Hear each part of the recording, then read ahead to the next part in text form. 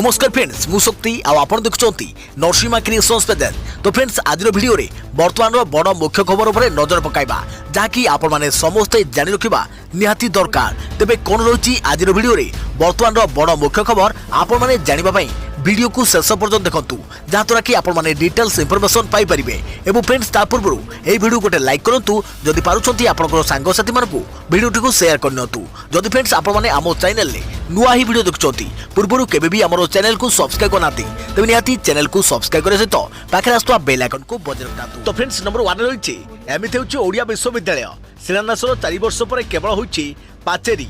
4 वर्ष तले ओडिया भाषार प्रसार और गवेषणा पई पूरी साक्षीगोपाल रे ओडिया विश्वविद्यालय शिलान्यास करथिले मुख्यमंत्री। प्राय 62 कोटी टंका व्यय निर्माण हेबाकु थिबा एही विश्वविद्यालय काम एपर्यंत विशेष अग्रगति करि नाही, जहाकु नै बुद्धिजीवी प्रश्न उठाइछंती। पूरी साक्षीगोपाल रे हेबाकु थिबा ओडिया विश्वविद्यालय दुईटी दृश्य। प्रथम दृश्यटी होछि 4 वर्ष तलर जेतबेले शिलान्यास करथिले मुख्यमंत्री नवीन पटनायक। स्वप्न थिला एठारे ओडिया विश्वविद्यालय निर्माण हेबो, तयारी हेबो भव्य भवन, हॉस्टेल, लाइब्रेरी और अन्य केतक आनुषंगिक भित्तिभूमि। आ द्वितीय दृश्य रही 4 वर्ष पर अर्थात आज दृश्य। 4 वर्ष पर विश्वविद्यालय निर्माण कार्य एमिति बाट आगे 1909 साक्षीगोपाल पंचसखा द्वारा प्रतिष्ठित प्रख्यात बकलवन विद्यालय निकट में 25 एकर जगार प्रतिष्ठा हेब ओडिया विश्वविद्यालय। एथिपाई खर्च हेब प्राय 62 कोटी टंका। पूर्त विभाग एही काम को Odisha bridge construction corporation OBC को दिया जाइतिला। एथिपाई ओबीसी को 13 कोटी टंका भी दिया जाइछि। हेले निर्माण कार्य केते आगेछि ताहा आपनक सम्मुखरे। तेबे जमी अधिग्रहण समस्या पई निर्माण कार्य विलंबित होउथवा दायित्व रथिबा अधिकारी कहिसंती। भाषा भितर राज्य गठन हेबारे ओडिशा देशर प्रथम राज्य, किंतु सही भाषार प्रसार और गवेषणा पई प्रतिष्ठा हेबाकु थिबा विश्वविद्यालयर निर्माण कार्य विलंब को नहीं एवं प्रश्न उठी। देखा प्रवृत्ति खबर अधारे अटकिला रूस यूक्रेन आलोचना। अस्त्र विरोधी पई दाबी कले जेलेंस्की प्रतिनिधि। कहले पुटिन हेउ सीधासलख कथबार्ता। अधारे अटकिला रूस यूक्रेन चतुर्थ पर्याय आलोचना। आज पुणी थे आलोचना हेबो बोली सूचना मिली। एही आलोचना बेले यूक्रेन दाबी करिथिला तुरंत अस्त्र विरति हेउ एवं सीधा रूस राष्ट्रपति पुटिन कथा यूक्रेन चाहूछि बोली जेलेंस्की प्रतिनिधि कहिथिले। अन्यपटे आज यूक्रेन राष्ट्रपति जेलेंस्की अमेरिकार संसद को उद्भावन करिवे बोली जणा पड़िछि। वीडियो कॉन्फ्रेंसिंग जरिया रे अमेरिकार उभय संसदर निजर वार्ता देबे बोली अमेरिकार डेमोक्रेटिक नेता कहते। रूसर आक्रमण को नहीं जातीय संघ मानवाधिकार ऑफिस जवाब रखी कही जे मार्च 13 तारिख सुधा यूक्रेन 636 जन साधारण नागरिक मृत्यु घटी, जो 46 जन छोट छोट छुआ रही। यह संख्या किंतु आहरी अधिक हो पारे बोली जातीय संघर मानवाधिकार कही, कारण खर्किव एवं मारियोपोल मृत्यु संख्या जना पड़ी। देखा प्रवृत्ति खबर चीन को पुणी घेरिलानी कोरोना भय। सांघाई समेत 5 शहर में लॉकडाउन लागू। चीन रे बापुची कोरोना। चीन रे पुणी कोरोना काल। सोमवार देश में सर्वाधिक कोरोना संक्रमित चिन्हट होगा पर चिंतार चीन। दिनक देश में 2300 रु अधिक संक्रमित चिन्हट हेले। जदि एभली बेगर चीन रे संक्रमण वृद्धि पाइब तेबे आगको स्थिति संगीन हो पारे। चीन को पुणी फेरिला लॉकडाउन। देश में बढ़ी संक्रमण को दृष्टि रखी पुणी लॉकडाउन जारी करिछि चीन। 1,70,00,000 जनसंख्या विशिष्ट सहर शेनजेन रे कटकणा कठोर कर लोकों को घर न बाहर कड़ा निर्देश दि जाइए। सेपटे अनेक घर समेत कार्यालय गुड़िक सील कर दिया देखा मिली। दैनिक संक्रमण वृद्धि पाउथारु गोटे पर गोटे सहर में ताला बंद कर जाउछे। शनिवार चांगचुंग सहर में कठोर कटकणा लगाई स्थानीय प्रशासन और सोमवार शेनजेन सहर में लॉकडाउन लागू कर जाइए। एही कड़ा निष्पत्ति पर चीन 1,70,00,000 लोके घरे बंदी हो रही। 5टी सहर लगिला कड़ा प्रतिबंधक। चीन प्रमुख सहर संघाई रे अनेक घर समेत ऑफिस गुड़ सील कर दि जाइए। सेपटे इलेक्ट्रोनिक हब रूपे जनाशुना शेनजेन सहर में कठोर कटकणा लगाई चीन। बर्तमान कोविड कटकणा फल समस्त कारबार ठप हो जनापड़ी। बर्तमान पर्यंत 5टी बड़ सहर में लॉकडाउन घोषणा कर सारी चीन। स्कूल, रेस्टोरेंट और अन्य सार्वजनिक स्थान में कटकणा लागू होइछे। संघारे स्कूल, रेस्टोरेंट, दुकान और मॉल रे अस्थायी भाव बंद रखा जाइछे। घर न बाहरिबा पई कड़ा निर्देश दि जाइछे। चीन को कोरोनार उत्पत्ति स्थल कहा जाए। 2019 मसीह एठारू आरंभ होइतवा घातक महामारी सारा देश में व्यापी बड़ संकट सृष्टि करथिला। वर्तमान संक्रमण ह्रास पाइबा जोगु अधिकांश देश कटकणा उठाइछन्ति। तेबे चीन रे पुणी संक्रमण वृद्धि मन भितरे भय संचार करिछि। सीबीएसई दशम टर्म 1 ओडिया परीक्षा रे अजब प्रश्न आ अजब उत्तर भूल उत्तर पत्र जोगु पिलांको कमिला मार्क। सीबीएसई दशम श्रेणी टर्म 1 परीक्षार ओडिया विषय एभली किछि प्रश्नपत्र एवं उत्तर पत्र रे तालमेल नथिबा देखिବାକୁ मिलिछि। गोटे किंवा दुईटी नुहे 13टी प्रश्नर उत्तर प्रश्नपत्र सामंजस्य नथिबा बेले 4टी प्रश्न रे व्याकरणगत त्रुटि रहितबा देखिବାକୁ मिलिछि। छात्र छात्री बहु कष्ट रे प्रश्नगुड़िक बुझी सठिक उत्तर लिखिथिले मध्य सेमानकु उचित नंबर मिली नाही बोली अभियोग आनिछन्ति छात्र छात्री। तेबे प्रश्न जीव विज्ञान रु कोन शिक्षा पाऊ? सीबीएसई उत्तर सभ्यता। सठिक उत्तर शरीर गठन प्रक्रिया। प्रश्न आमे आमर ज्ञानर सीमा को किपरि बढ़ाई थाउ? सीबीएसई उत्तर एकाधिक डिग्री लाभ करी। सठिक उत्तर विभिन्न शास्त्र अध्ययन करी। प्रश्न भारतीय सभ्यतार आदर्श कौन? सीबीएसई उत्तर ज्ञान। ठीक उत्तर त्याग और संयमता। तेबे कोरोना समय छात्र छात्री पाठपढ़ा प्रभावित होता बेले एभली त्रुटि छात्र छात्री पाठपढ़ा एवं आगामी टर्म 2 परीक्षा उपरे प्रभाव पकाइबो बोली अभियोग आनिछन्ति अभिभावक। एने सीबीएसई आंतरिक अधिकारी निकट में फेरा देवा सह तुरंत छात्र छात्री को एथिपाई ग्रेस मार्क देवाकू दाबी करिसंती। एपटे त्रुटि को गुरुतर भावे नैछि सीबीएसई। घटनार तदंत पई सीबीएसई पक्षरु विशेषज्ञ कमिटी गठन कर जाइछि एवं कमिटी रिपोर्ट आधार रे 24 घंटा मध्य पदक्षेप नेबाकू सीबीएसई को कह जाइछि। अधिक खबर राज्य में आज सबुठु उत्तप्त सहर है बलांगीर। 12 स्थान में तापमात्रा 37 डिग्री उपरे। राज्य आज सबुठु उत्तप्त सहर है बलांगीर। पाणीपाग विभाग तरफ मिलता सूचना मुताबक आज बलांगीर तापमात्रा रही 38.3 डिग्री सेल्सियस। सेहीपरि राज्यर अधिकांश सहर तापमात्रा 35 डिग्री ऊपर देखा मिली। भुवनेश्वर आंचलिक पाणीपाग विभाग सूचना अनुसार बालेश्वर तापमात्रा आज 37 डिग्री रही बेले चांदबाली 36 डिग्री, कटक 36 डिग्री, भुवनेश्वर तापमात्रा 36.6 डिग्री रही। अन्यपटे अनुगुल तापमात्रा 38.1 डिग्री सेल्सियस रेकर्ड कर सेपटे संबलपुर तापमात्रा 37.5 degree celsius, Talcher 37 degree, Phulbani तापमात्रा 36.1 डिग्री सेल्सियस रेकर्ड कर नयगढ़ और बौद्धर तापमात्रा 37.5 डिग्री सेल्सियस रही। अधिक खबर मैट्रिक छात्र छात्री बड़ खबर आसला परीक्षा सूची। जानतु केबे और केमिथि हेबो परीक्षा। मैट्रिक छात्र छात्री आसला बड़ खबर। मैट्रिक परीक्षार समय सीमा और केते मार्कर परीक्षा हेबो से माध्यमिक शिक्षा परिषद पक्षरु आज सूचना दिया जाइछे। आसंता एप्रिल 29 रु मे 7 तारिख मध्य परीक्षा हेबो। समेटिव असेसमेंट 2 परीक्षा हेबो। आ एही समेटिव असेसमेंट 2 परीक्षा सब छात्र छात्री बाध्यतामूलक कर जाइछे। चलित थर 2टी सिटिंग रे परीक्षा हेबो। तेबे मैट्रिक छात्र छात्री केवल प्रथम सिटिंग रे ही परीक्षा देबे। सेहिभଳି मध्यमा और state open school examination certificate परीक्षा देउथवा छात्र छात्रींकर किछि प्रैक्टिकल परीक्षा द्वितीय सिटिंग रे हेबो। प्रथम सिटिंग रो परीक्षा सकाळ 8 रु आरंभ हेबाकू थिबा बेले द्वितीय सिटिंग रो परीक्षा सकाळ 11 रे आरंभ हेबो।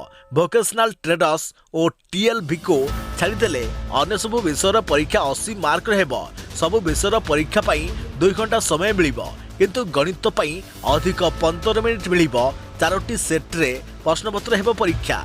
80 नंबर रु 50 नंबर संक्षिप्त और 30 नंबर दीर्घ उत्तरमूलक हेबो। संक्षिप्त प्रश्नर उत्तर ओएमआर सीट रे देबे छात्र छात्री। सेहिभଳି दीर्घ उत्तरमूलक प्रश्नर उत्तर प्रश्नपत्र सह रहितवा बुकलेट रे देबे छात्र छात्री। अधिक खबर नाटो देश को चेताइले जेलेंस्की। कहले यूक्रेन को नो फ्लाइंग जोन घोषणा न कले नहले नाटो उपरे बोमा वर्षा करिवे रूस सेना। नाटो उपरे रॉकेट माड़ करि पारे रूस, तेणु तुरंत यूक्रेन को नो फ्लाइंग जोन घोषणा करने को दाबी करिसंती, जहाद्वारा रूसर रॉकेट और मिसाइल माड़ को देश को रक्षा कर जाई परिबो। पूर्व बारंबार नो फ्लाइंग जोन घोषणा करने को दाबी करिसंती। एबे नुआ वीडियो जारी करी नाटो को चेताइछंती जेलेंस्की। वर्तमान यूक्रेन को कब्जा करने पाई आक्रमण को जोरदार करिछि रूस। 3 दिगरु घेरी यूक्रेन उपरे आक्रमण करिछि रूस। आगकू यूक्रेन उपरे आकाश मार्गरू आक्रमण होई पारे बोली आशंका करी नाटो को चेताई देइछंती जेलेंस्की। अधिक खबर सांघातिक अभियोग आनिले सांसद अपराजिता प्रतिनिधि। प्रचार पाई प्रार्थी को मिलुनी आवश्यक सामग्री, एपरिक मिलुनी दलीय पताका। भुवनेश्वर सांसद अपराजिता षडंगी प्रतिनिधि देवाशीष नायक फेसबुक पोस्ट पर निर्वाचन को आउ अल्प दिन थिबा बेले भुवनेश्वर प्रार्थी को दल पक्षरु सर्वनिम्न आवश्यकता एपरिकी दलीय पताका मध्य दिया जाउनथिबा अभियोग करिसंती देवाशीष। साहस नहीं तेबे लड़ई नकरी बसी जीवा भल हेबो बोली उल्लेख करिसंती। उत्तर भुवनेश्वर पई अपराजितांको नोमिनी अछंती देवाशीष नायक। एही अभियोग उपरे तांको सह आमे जोगाजोग करथिले मध्य गणमाध्यम रे कोनोसी प्रतिक्रिया देबाकू से मना करथिले। जहाँ लिखा कथा लिखिंट बोली जनाइथिले। देखिए प्रति खबर टीकाकरण को नहीं खुशी खबर 12 ରୁ 14 वर्ष पिला दिज्व कोरोना टीका 16 मार्च रु आरंभ हो टीकाकरण।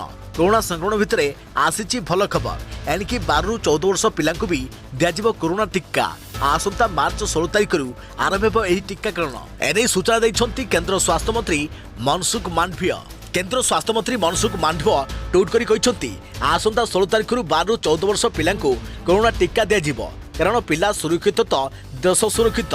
केवल 12 ରୁ 14 वर्ष पिला नुहे बरम 60 वर्ष अधिक वयस्क व्यक्ति बूस्टर डोज नहीं पारे। कोरोना विपक्ष मुकाबला रे टीकाकरण सबुठु बड़ अस्त्र तेणु समस्ते टीका नियंतु बोली कहिसंती स्वास्थ्य मंत्री।